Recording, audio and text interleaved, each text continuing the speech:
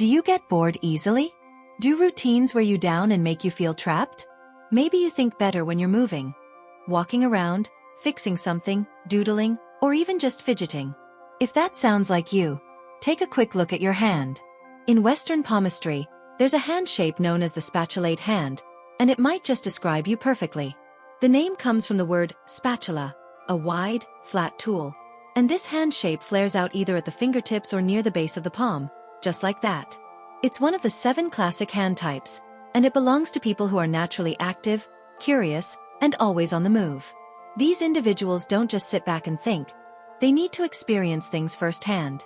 If you're someone who prefers doing over waiting, creating over copying, and moving over sitting still, there's a good chance your hand is telling that exact story. The shape of the spatulate hand is what makes it stand out, and it tells us a lot about how this person operates in the world. It's often compared to a spatula or an open fan, wider at one end and narrower at the other. But here's something most people don't realize. That flare can happen in 2 different ways. Some spatulate hands are wider at the fingertips, while others are broader near the wrist. Both versions give off the same feeling, like energy is pushing outward from the hand. It's not just about how it looks. It's about how that shape reflects personality. These hands tend to have rectangular palms, not square like the more structured hand types. And that rectangle can go either way, vertical or horizontal. A vertical palm usually points to someone with strong mental energy, deep thinking, focused attention, and creative ideas. A horizontal palm leans more toward physical energy movement, activity, and hands-on work. Some people even have a mix, with the palm side appearing vertical and the back of the hand looking more horizontal. That often shows someone who is thoughtful and inwardly imaginative, but expresses themselves in practical, outward ways.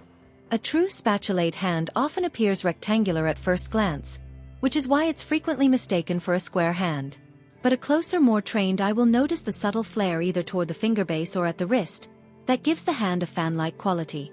The palm is typically longer than it is wide, and its edges may taper inward slightly at the middle, then widen again toward the top or bottom. This soft outward flare, though not always dramatic, is the hallmark of spatulate energy. Dynamic, restless, and always expanding outward in motion or thought. The fingers of a spatulate hand are usually of moderate length and naturally spread apart, giving the hand an open, action-ready appearance. The fingertips are often paddle-shaped, broad and slightly flattened rather than blunt or pointed. This is a physical signature of their tactile intelligence. Their nails tend to be wide and slightly rounded or squared at the top, reflecting practical, hands-on ability rather than polished elegance or intellectual detachment. The skin around the nails and knuckles often has a coarse working texture. This isn't a theorist's hand but a builder's, a solver's, a doer's. What sets this hand apart from its closest cousin, the square hand, is its internal tension between structure and motion.